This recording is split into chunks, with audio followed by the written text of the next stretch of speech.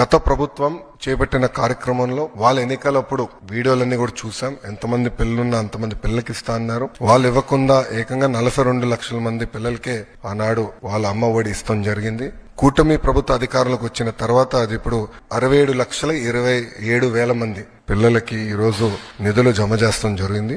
గతంలో 5,540 కోట్ల రూపాయలు వాళ్ళ కార్యక్రమానికి ఖర్చు పెడితే సంవత్సరానికి కూటమి ప్రభుత్వం 8,745 కోట్ల రూపాయలు తల్లి అకౌంట్ లో నిధులు జమ చేస్తాం జరిగింది. అంటే సుమారుగా 3,205 కోట్ల రూపాయలు అదనంగా కూటమి ప్రభుత్వం అందజేస్తుంది. అంటే 5 సంవత్సరాల్లో 16,000 కోట్ల రూపాయలు అదనంగా తల్లుల అకౌంట్ లో కూటమి ప్రభుత్వం నిధులు జమ చేయబోతుంది. మళ్లీ ప్రజలందరూ చెప్పేది ఒకటే, ఎంతమంది పిల్లలున్నా అంతమంది పిల్లలకు మేము ఇస్తాం. అర్హులు ఎంతమంది ఉన్నా వాళ్ళకి ఈ కార్యక్రమం అందించాలనేది గౌరవ ముఖ్యమంత్రి గారు మాకు ఆదేశాలు జారీ చేస్తాం జరిగింది. ఇప్పుడే నేను గౌరవ ఫైనాన్స్ మంత్రి గారితో కూడా మీ ఇద్దరం కూర్చుని రివ్యూ చేశాము.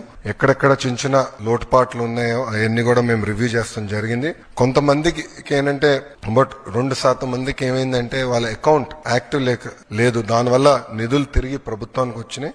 ఆ తల్లులందరినీ వాళ్ళ అకౌంట్ ని యాక్టివేట్ చేసుకోమని చెప్పి వాళ్ళకి SMS కూడా వెళ్తుంది. ఇట్లా మీకు డబ్బులు పంపించడానికి ప్రయత్నించాము, మీ అకౌంట్ ఇన్యాక్టివ్ గా ఉందని SMS పంపిస్తున్నాం. వాళ్ళ బ్యాంక్ వెళ్ళి వాళ్ళ అకౌంట్ యాక్టివేట్ చేసుకున్న వెంటనే నిధులు నేరుగా వాళ్ళ అకౌంట్ లో పడతాయి. సో మన మిత్ర ద్వారా కూడా ఇప్పుడు గ్రీవెన్స్ రేజ్ చేయడానికి ఆస్కారం ఉంటుంది. సో వెళ్ళాలంటే గ్రామ సచివాలయ వార్డు సచివాలయకి వెళ్ళొచ్చు, లేదంటే ఇంట్లో కూర్చుని వాట్సాప్ ద్వారా గ్రీవెన్స్ కూడా రేజ్ చేసే ఆస్కారం ఇచ్చాం.